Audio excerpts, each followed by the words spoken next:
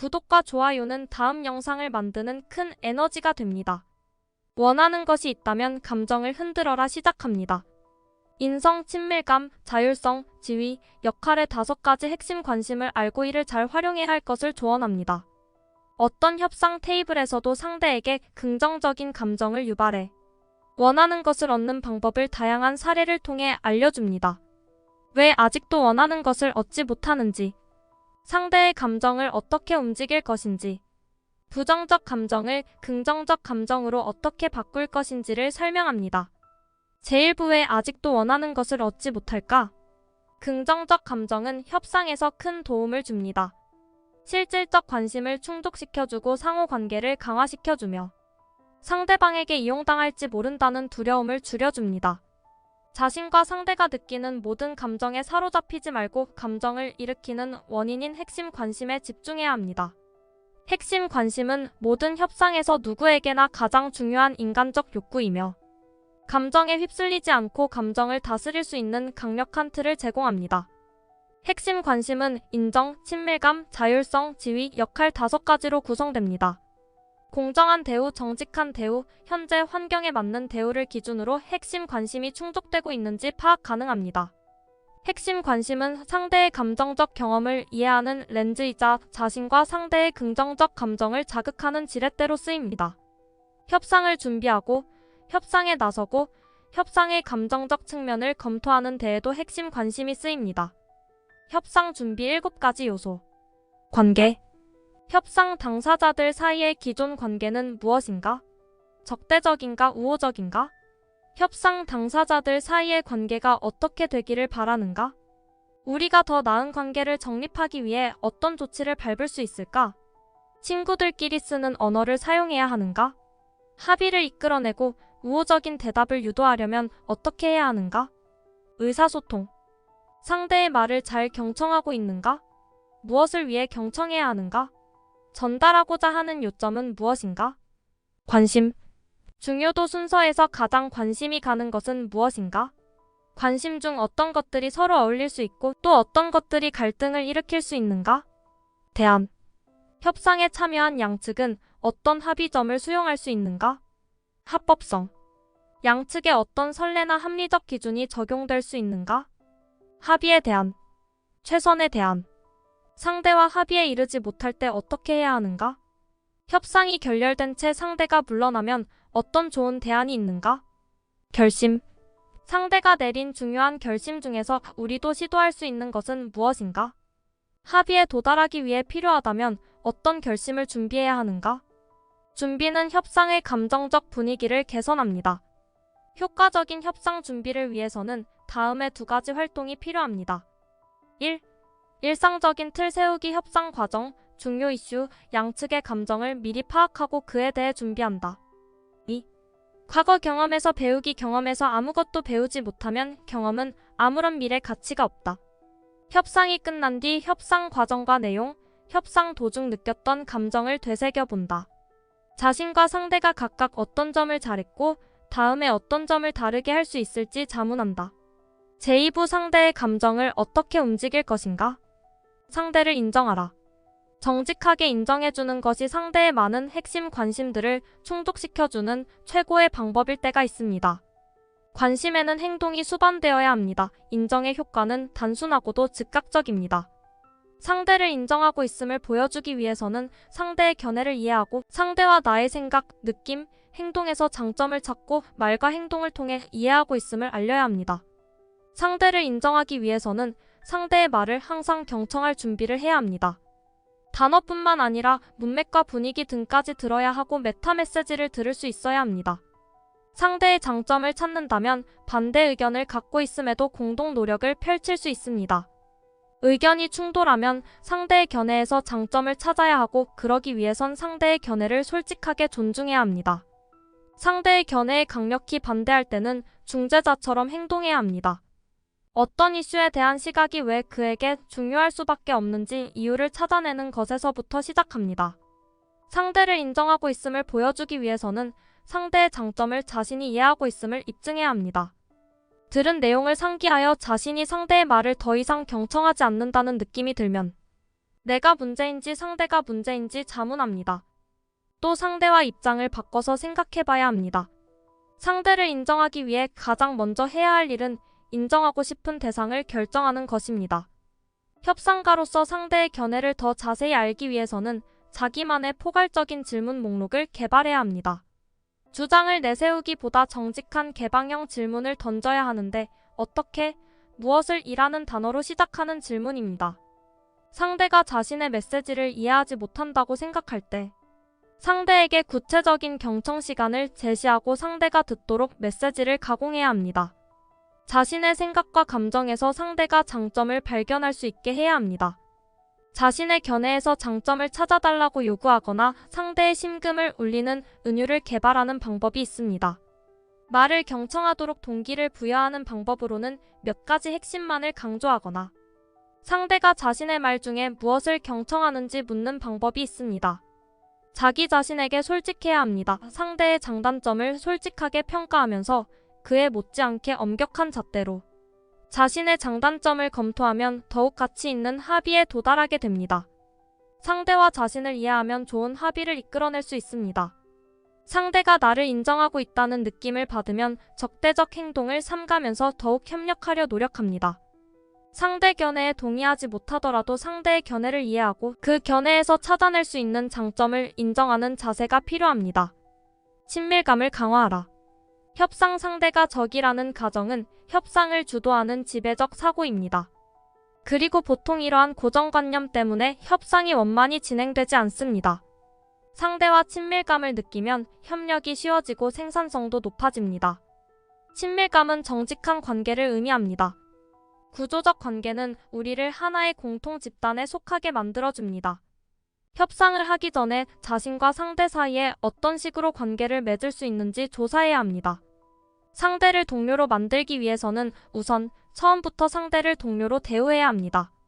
비공식적 장소에서 만나고 호칭에 연연하지 않게 부담 없이 자신을 소개하고 가능하면 옆에 앉으며 상대가 가진 관심의 중요성을 언급하고 직면한 일의 공통점을 강조하며 대화를 주도하지 않아야 합니다. 또 상대를 동료로 만들기 위해서는 상대에게 신세를 지는 방법, 공동활동을 계획, 상대를 제외할 때는 신중하게 등의 방법이 있습니다. 구조적 관계를 형성한 후에는 개인적 관계를 형성합니다. 개인적 관계는 상대와 더욱 가깝게 느끼거나 혹은 더욱 멀게 느끼게 만드는 유대관계입니다. 감정적 거리는 자신이 신체적으로 얼마나 가깝게 행동하느냐로 가늠됩니다. 개인적 수준에서 다른 사람과 관계를 맺을 때는 직접 만나고 평범하지만 중요한 것을 논의하고 공간을 허락하고 자주 연락하는 것이 유용합니다. 협상에서 개인적 유대감을 만들기 위해선 사적인 모임을 갖고 분쟁 중이라는 대외적 이미지를 고치며 소위원회를 조직해 특정 문제에 집중하는 것이 좋습니다. 하지만 강력한 친밀감은 나쁜 결정을 내리도록 유도할 수 있습니다.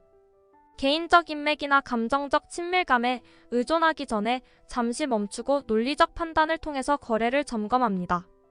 친밀감을 느낄수록 자신의 심적 반응이나 직감이 아니라 상대가 어떻게 느낄 것인가에 대한 추측일 위험성이 높아집니다. 무언가를 파악하기 위해 직감을 확인할 때 자신의 느낌과 다른 사람의 느낌을 혼동해선 안 됩니다. 자신의 사고와 직관을 이용해 친밀감에 이용당하지 않도록 스스로를 보호해야 합니다. 결정을 내릴 자율성을 존중하라. 자율성이 침해되면 부정적 감정을 느끼게 됩니다. 긍정적 감정을 자극하기 위해서는 자신의 자율성을 확대하면서 상대의 자율성을 침해하지 않도록 노력해야 합니다. 자율성을 확대하기 위해서는 다른 사람에게 권유하고 여러 대안을 개발하고 함께 브레인스토밍을 하는 방법이 있습니다. 또 여러 대안들을 개발하는 것과 그러한 대안들의 구체적 결정을 내리는 것은 분리하는 것이 좋습니다. 대부분의 사람들은 중요하지 않은 일로 화가 납니다. 의사결정의 내용보다는 상대의 일방적 결정 때문에 부정적 감정이 생길 가능성이 더 많습니다. 따라서 결정하기 전에 먼저 상대와 상의하는 것이 좋습니다. 보이지 않는 이해 당사자들의 자율성도 존중해 주어야 합니다. 이해 당사자들과 상의할 때 모든 사람들이 의견을 내는 것은 불가능합니다. 그러나 조직원들이 의사결정에 참여하도록 장려하는 문화는 만들 수 있습니다. 또 이해 당사자들에게 정보를 알려주고 직원의 자율성을 존중함으로써 보이지 않는 이해 당사자들의 자율성을 존중할 수 있습니다. 협상에서 상대의 자율성은 세 가지로 구분합니다. 정보를 주거나 상의하거나 협상하기 위해 결정하는 자율성입니다. 일부류는 정보를 주기 위한 결정으로 비중이 낮은 결정들이며, 2부류는 상의한 후 내리는 결정, 3부류는 공동 합의를 협상하기 위한 중대한 결정입니다. 사람들은 자율성이 존중될 때 참여의식이 높아집니다. 만약 상대의 자율성을 침범했을 경우 즉시 인정하고 사과해야 합니다. 모든 사항들을 미리 알려주고 협의를 한다면 많은 감정적 문제의 소지를 없애면서 긍정적 합의를 끌어낼 수 있습니다. 지위를 두고 경쟁하지 마라. 지위는 자존심을 향상시키고 상대가 우리에게 갖는 존경심도 높여줍니다. 지위를 두고 경쟁하면 부정적 감정을 유발합니다.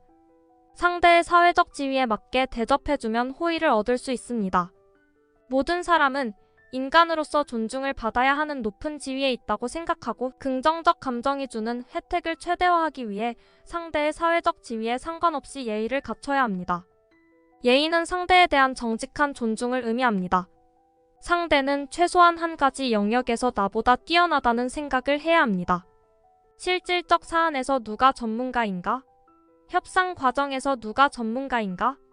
이러한 질문을 통해 상대가 높은 지위를 차지할 수 있는 분야를 파악할 수 있습니다. 자신의 지위를 낮추지 않고 상대의 지위를 인정하는 것도 중요합니다. 대표적인 방법이 자문을 구하는 것입니다. 상대에게 자문을 구하는 것은 자신의 지위를 낮추지 않고 상대의 지위를 인정하는 효과적인 방법입니다. 높은 지위에 있는 사람의 의견은 사회적으로 필요 이상의 부담을 줄 수 있는데 이를 지위 과잉이라고 합니다. 지위 과잉으로부터 벗어나기 위해서는 상대가 처한 현재 지위를 인식하는 것에서부터 시작합니다. 지위 과잉에서 벗어나는 방법으로 상대에게 대안의 장단점을 말해달라고 요청하거나 적어도 한 가지 면에서 자신이 상대보다 항상 높은 위치를 점유하고 있다는 사실을 명심하는 것입니다.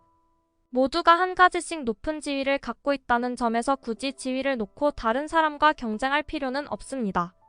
자신의 지위를 진정으로 인정하면 다른 사람이 어떻게 생각하든 걱정할 필요가 없습니다.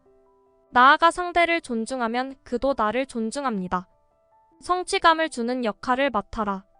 성취감을 주는 역할에는 세 가지 특성이 있습니다. 역할이 분명한 목적을 갖고 있으며 개인적으로 의미가 있고 가식적이지 않습니다. 관행적 역할은 조직이나 커뮤니티에서 일반적으로 행하리라 여겨지는 역할입니다. 회사에서의 팀장, 가정에서의 아버지의 역할이 그것입니다. 상대가 나의 역할을 정하게 내버려 두면 성취감을 주는 역할이 무의미해집니다. 협상할 때는 가장 잘 어울리면서도 상대의 협력을 이끌어내는 일시적 역할을 맡아야 합니다. 상대가 자신의 역할을 어떻게 생각하는지 인식해야 하며 상대의 일시적 역할을 인정해야 합니다. 협상에서 자신이 항상 해야 할 일이 있습니다. 그 일을 어떻게 하느냐는 전적으로 내 몫입니다. 관행적 역할 내에서 맡은 활동을 자유롭게 확대해도 됩니다. 자신의 역할을 재정립하기 위해서는 노력이 필요합니다. 꾸준한 노력을 통해 자신이 원하는 역할로 바꿔나갈 수 있습니다. 제3부 부정적 감정을 긍정적 감정으로 바꿔라. 강렬하고 부정적 감정은 문제를 일으킵니다. 시야를 좁혀서 강렬한 감정만 인식하게 만들고 행동 통제력을 잃어 상처받기 쉽게 만듭니다. 상대의 관심을 인정하고 휴식을 취하거나 협상가나 장소를 바꿈으로써 강렬한 감정에 반응하지 않아야 합니다. 일단 자신을 진정시키고 나서 핵심 관심을 검토하고 무엇이 상대에게 강렬한 감정을 유발했는지 확인하기 위해 물어야 합니다. 강렬한 감정은 관심이 제대로 충족되지 않았을 가능성이 있다는 뜻입니다. 협상에서 강렬하며 부정적 감정을 표현하는 데에는 4가지 목적이 있습니다. 내적 갈등을 털어놓기 위해서, 상대의 행동이 어떤 영향을 미치는지 알려주기 위해서, 상대의 행동에 영향을 미치기 위해서, 관계를 유지하거나 개선하기 위해서입니다. 내적 갈등을 털어놓을 때는 감정을 정리하고 비난하지 말고 자신의 감정을 정당화시키지 않으며 주제에서 벗어나지 않고 차라리 제3자에게 터뜨리고 역지사지하며 편지는 쓰되 보내지 않아야 합니다. 관계를 유지하거나 개선하기 위해서는 자신의 행동 의도를 있는 그대로 설명하고 상대에게 강렬하며 부정적 감정을 일으킬 말이나 행동을 했다면 즉시 사과해야 합니다. 강렬한 감정은 늘 생기기 마련이고 가장 예상하지 못했을 때 발생합니다. 강렬한 감정을 잘 다루려면 준비가 돼 있어야 합니다. 감정 온도를 재고 비상대책을 세움으로써 잘 다스릴 수 있어야 합니다. 많은 사람들이 감정을 터뜨리는 것이 강렬하며 부정적 감정을 제거하는 유용한 방법이라 생각하지만 감정의 소용돌이에 빠져버릴 수 있어 옳지 않습니다. 단, 자기 정당화를 조절할 수 있거나 상대가 처한 상황을 고려한 경우에는 감정을 터뜨리는 것이 좋을 수 있습니다. 여기까지 원하는 것이 있다면 감정을 흔들어라 소개였습니다. 구독과 좋아요는 다음 영상을 만드는 큰 에너지가 됩니다.